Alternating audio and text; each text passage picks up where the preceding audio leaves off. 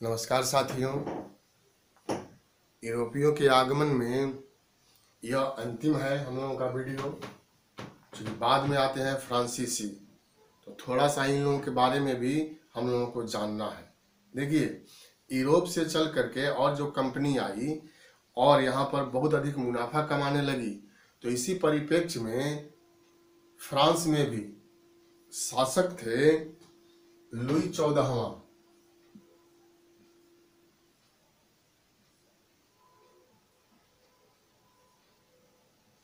या लुई 14वां थे और इनके मंत्री थे Colbert.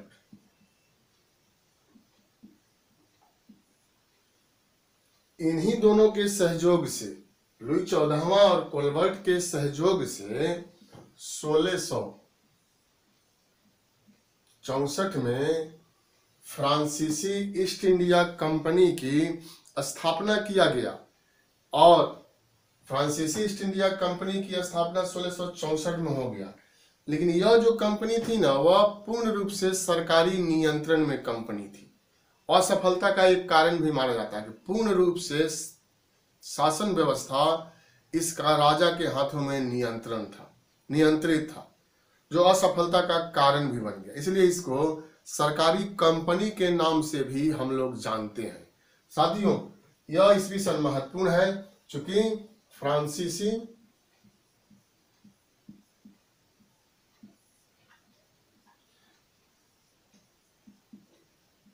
East India company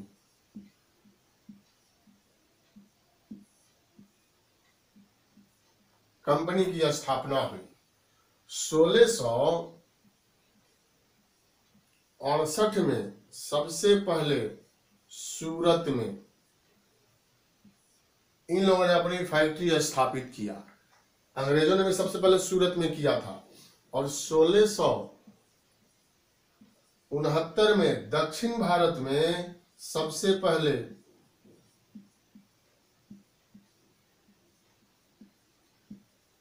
Masulipatnam, यह बार बार नाम आ रहा है, आंध्र प्रदेश में है। मसूलीपट्टनम में दक्षिण भारत में पहली फैक्ट्री 1669 में। आगे हम लोग बढ़ते हैं तो 1673 शेर खां थे। और शेर खां से फ्रांसीसी ईस्ट इंडिया कंपनी ने और उसके अधिकारी ने 1673 में पुडुचेरी,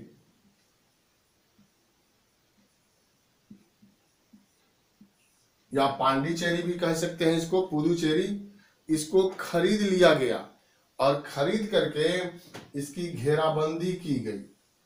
साथियों, इसकी घेराबंदी किया गया और इसका नाम पोर्ट लुई रख दिया गया।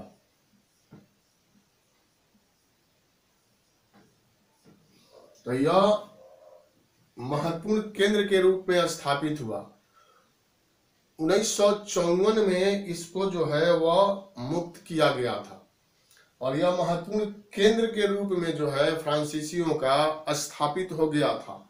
इसके बाद 1674 में औरंगजेब के मामा थे, जिनका नाम था शाइस्ता खां। उन्होंने बंगाल में कुछ जमीन जो है फ्रांसीसी ईस्ट इंडिया कंपनी को दिया और उसी जमीन पर एक नए नगर की स्थापना की गई, चंद्र नगर नाम रखा गया। और पूरब के क्षेत्र में या बंगाल में यह फ्रांसीसियों का महत्वपूर्ण केंद्र के रूप में स्थापित हो गया। मैंने पहले भी कहा, जब क्षेत्र का विस्तार होता था तो एक अधिकारी की नियुक्ति की जाती थी और वह अधिकारी जो है ना, वह गवर्नर कहलाता था। साथियों, यहाँ पर भी फ्रांसीसी ईस्ट इंडिया कंपनी ने गवर्नर की नियुक्ति जो है वह किया। और पहला गवर्नर जो था वह डुप्ले था। काफी शक्तिशाली, काफी महत्वाकांक्षी और बहुत अधिक योग्य थे। और इन्हीं के वजह से आगे चल करके युद्ध भी हो जाता है। एक के बाद एक 3 युद्ध हुआ, जिसको कहते हैं कर्नाटक का पहला युद्ध, कर्नाटक का दूसरा युद्ध और कर्नाटक का तीसरा युद्ध। इसी तीसरा युद्ध में आकर के फ्रांसीसी जो है वह पूर्ण रूप से पराजित हो जाते हैं। तो थोड़ा सा युद्ध के बारे में हम लोगों को देखना होगा।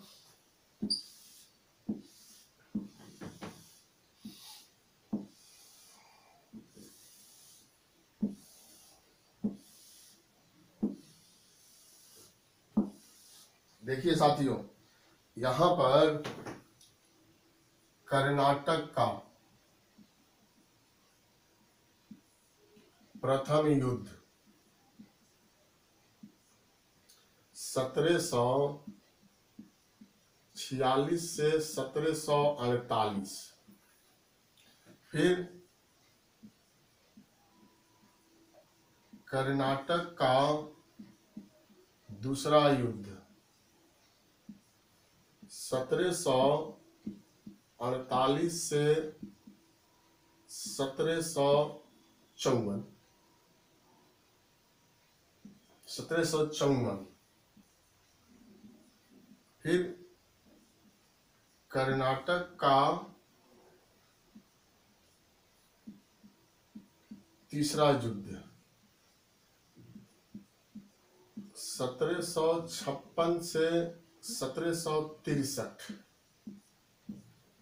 तो यह कर्नाटक का युद्ध 3 हो जाता है। अब देखिए, यह युद्ध जो हुआ ना, तो इसका कारण जो है यह भारत से संबंधित नहीं है। ऑस्ट्रिया की महारानी जो थी मेरिया थ्रेसा, उनकी मृत्यु हो गई। तो ऑस्ट्रिया में क्या हुआ, उत्तराधिकार के लिए, गद्दी के लिए युद्ध जो है वह शुरू हो गया। तो दोनों आपस में वहां उलझ गए, ब्रिटेन और फ्रांस, और उसका प्रभाव जो है वह भारत पर पड़ा, और यहाँ पर भी युद्ध जो है वह शुरू हो जाता है, जिसको हम लोग कहते हैं कर्नाटक का प्रथम युद्ध। 46 में यहाँ शुरू हुआ और 48 में जाकर के समाप्त होता है। समाप्त इसलिए होता है कि एलासा पोल,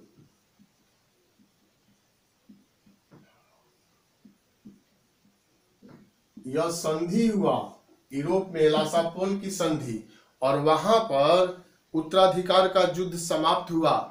तो यहां पर भी युद्ध जो है वह समाप्त हो गया। लेकिन विश्लेषण करने से यह पता चलता है कि इस युद्ध में डुप्ले विजयी हो गए थे और इनकी महत्वाकांक्षा जो है काफी अधिक बढ़ गई थी। मतलब एक तरह से यहाँ पर फ्रांस का पलड़ा जो था वह भारी हो गया था, और इसी की महत्वाकांक्षा ने दूसरे युद्ध को यहाँ जन्म दे दिया। यहाँ थोड़ा हम लोग समझेंगे। जैसे कर्नाटक का दूसरा युद्ध, देखिए 1748 में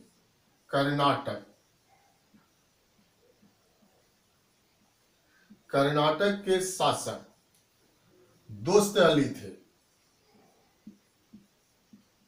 दोस्त अली यह कर्नाटक के शासक थे। 1748 में इस दोस्त अली की मृत्यु हो जाती है, यह मृत्यु को प्राप्त हो गए। तब इनका पुत्र जो है ना, अनवारुद्दीन,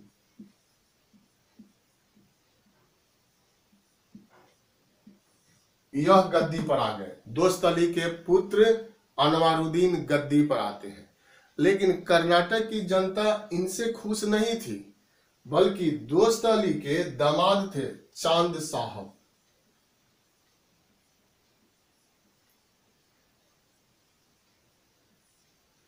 इनको गद्दी पर बैठाना चाहती थी। मतलब गद्दी एक, दावेदार दो हो गए, अनवारुद्दीन और चांद साहब। फिर हम लोग चलते हैं इसी में 1748 हैदराबाद।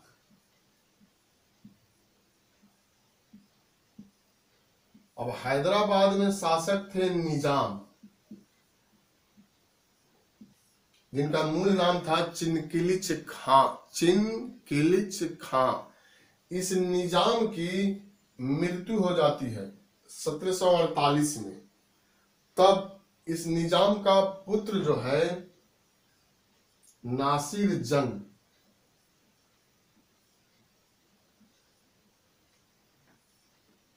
यह गद्दी पर आए।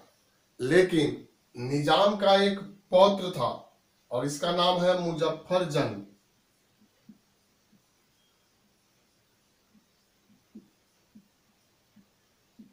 यह नाम है मुजफ्फर जंग।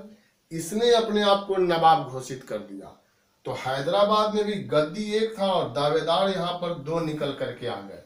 अब डुप्ले क्या करते हैं, यह डुप्ले या मुजफ्फर जंग को, और यहां पर अगर आप आते हैं तो चांद साहब को, दोनों को अपनी तरफ मिला लेता है और मिलाने के परिणाम स्वरूप एक युद्ध निकल करके आता है और यह युद्ध है अंबर का युद्ध 1749।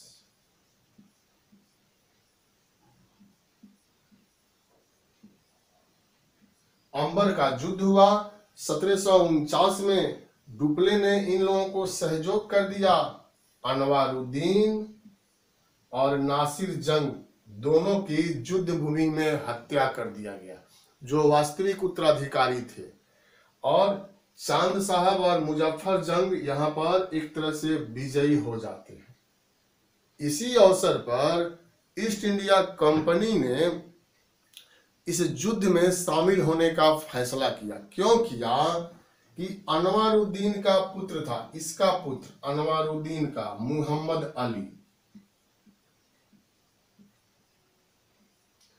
और यह मुहम्मद अली भाग करके अंग्रेजों के शरण में चला गया।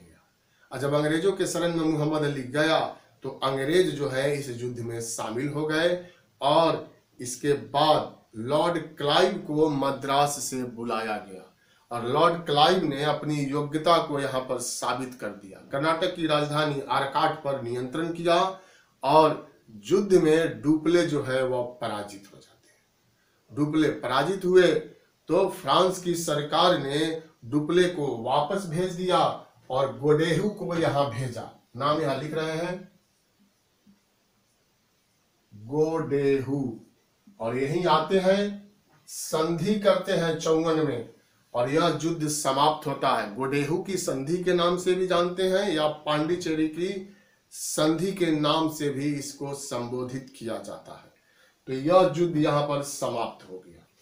फिर यहाँ पर कर्नाटक का तीसरा युद्ध आप देख रहे हैं शुरू होता है 1756 में और 63 में जाकर के समाप्त होता है। साथियों, यूरोप में सप्तवर्षीय युद्ध शुरू हुआ 1756 में और 63 में यह समाप्त हो रहा है, 7 साल, इसलिए इसको कहते हैं सप्तवर्षीय युद्ध। और ब्रिटेन और फ्रांस आपस में वहां उलझ गए सप्तवर्षीय युद्ध में और उसका सीधा प्रभाव भारत पर पड़ा और भारत में भी अंग्रेज और फ्रांसीसी आपस में उलझे और युद्ध शुरू हो गया, कर्नाटक का तृतीय युद्ध।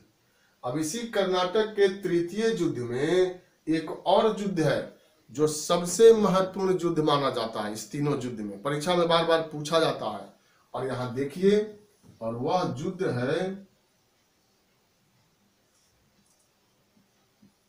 बांडीवास का युद्ध। साथियों, 1760 याद रखा जाता है। बांडीवास का युद्ध कब हुआ तो 1760 में हुआ और इस बांडीवास के युद्ध में फ्रांसीसी अंतिम रूप से पराजित हो गए। 1759 में अंग्रेजों ने किसको पराजित कर दिया तो डचों को पराजित कर दिया। 1760 में अंग्रेजों ने किसको पराजित कर दिया, फ्रांसीसियों को पराजित कर दिया। इसके पहले 1757 में अंग्रेजों ने बंगाल के नवाब को सिराजुद्दौला को प्लासी के युद्ध में पराजित किया था। तो अपनी योग्यता को साबित करते जा रहे थे अंग्रेज और सबको पराजित करते जा रहे थे। तो सीधे पूछेगा किस युद्ध में पराजित होने के बाद फ्रांसीसियों का पतन हो गया, तो बांडीवास के युद्ध में पराजित होने के बाद फ्रांसीसियों का पतन हो गया। 1763 में पेरिस की संधि हुआ यूरोप में और वहां युद्ध समाप्त हुआ, तो यहां पर भी युद्ध जो है वह समाप्त हुआ। अब दूसरा प्रश्न यहां पूछा जाता है कि बांडीवास के युद्ध में अंग्रेजी सेना का नेतृत्व किसने किया, तो सर आयर कूट नाम है।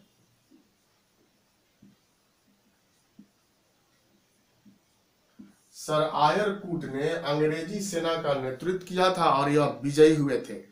फ्रांसीसी सेना का नेतृत्व जो है काउंट डी लैली,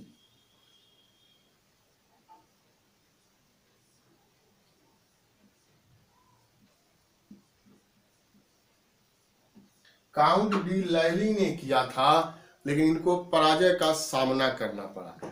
तो यही महत्वपूर्ण बात है साथियों, और इसमें सबसे ज्यादा सफल होकर के निकले अंग्रेज, ब्रिटेन के लोग। और 1764 में बक्सर का युद्ध हुआ, उन लोगों ने एक तरह से भारत पर नियंत्रण कर लिया, और यह नियंत्रण जो है 1947 तक बना रहा। 15 अगस्त में जाकर के हम लोग इन लोगों से स्वतंत्र हुए। 2-3 पॉइंट यहाँ विविध तथ्य है कि पांडिचेरी को इन लोगों ने 1954 में मुक्त किया था, कार्रवाई किया गया, सैन्य कार्रवाई, तब फ्रांसीसियों ने पांडिचेरी को मुक्त किया। शाइस्ता खां जो थे ना, औरंगजेब के मामा, वह ईस्ट इंडिया कंपनी को नीच, झगड़ालू और बेईमानों की कंपनी कह करके संबोधित किया था। एक शब्दावली है कुतुबनुमा, कुतुबनुमा को कंपास भी कहते हैं, जिसको दिशा सूचक यंत्र भी कहते हैं। और जल यात्रा आप कर रहे हैं ना, तो कंपास के माध्यम से दिशा के बारे में पता जो है वह चलने लगा था। इसका आविष्कार चीन के द्वारा किया गया था, और यूरोप वालों ने इसका प्रचार प्रसार किया, और उसके बाद जल यात्रा थोड़ा सा सरल हो गया, क्योंकि अब रास्ता भटकने की गुंजाइश कम हो गई। उससे दिशा पता चलता था कि पूरब जा रहे हैं, उत्तर जा रहे हैं, पश्चिम जा रहे हैं। तो उसी को कहते हैं कंपास या दिशा सूचक यंत्र। अब अगला चैप्टर जो है इसके बाद, ये तो हम लोगों का यहाँ पर समाप्त हो रहा है। इसी में 2 पॉइंट और जुड़ जाता है कि 1616 में डेनिश ईस्ट इंडिया कंपनी की स्थापना की गई थी, लेकिन यह नाम मात्र की कंपनी थी, डेनमार्क की। 1731 में स्वीडिश ईस्ट इंडिया कंपनी की स्थापना की गई थी, जो स्वीडन की कंपनी थी। लेकिन इन लोगों ने अपना व्यापार अंग्रेजों के हाथों में बेच दिया और अपने देश जो है वह वापस चले गए। तो यही हम लोगों का चैप्टर था साथियों, भारत में यूरोपियों का आगमन। तो इस वीडियो के साथ यह पहला चैप्टर जो है हम लोगों का समाप्त हो रहा है। इसके बाद मैं उत्तरकालीन मुगल वंश का चैप्टर आप लोगों को लेकर के आऊंगा सामने। औरंगजेब की जब मृत्यु होती है तो उनके पुत्र, उनके उत्तराधिकारी लोग गद्दी पर आते हैं, और यह चैप्टर जो है ना एनसीईआरटी में उत्तरकालीन मुगल वंश के नाम से हम लोग जानते हैं, जो 1707 से शुरू होगा और 1862 में जाकर के समाप्त होगा। तो मिलते हैं नेक्स्ट वीडियो में, फाउंडेशन कोर्स में। निश्चित रूप से यह आप लोगों को पूरी तरह से समझ में आ गया होगा अगर आपने देखा है तो। मैं 2-2 घंटा का वीडियो भी पहले लेकर के आ चुका हूं। प्राचीन भारत का 2 घंटा, मध्यकालीन का 2 घंटा और आधुनिक भारत का 2-2 घंटा का 2 वीडियो, उसमें सार संग्रह के रूप में भी मैंने दिया है, और सभी महत्वपूर्ण तथ्य मैंने उसमें शामिल कर दिया है। तो उसको भी देखिए। बहुत बहुत शुभकामना, तैयारी कीजिए, मनोबल को ऊंचा रखिए, हिम्मत तो नहीं हारना है। Thank you.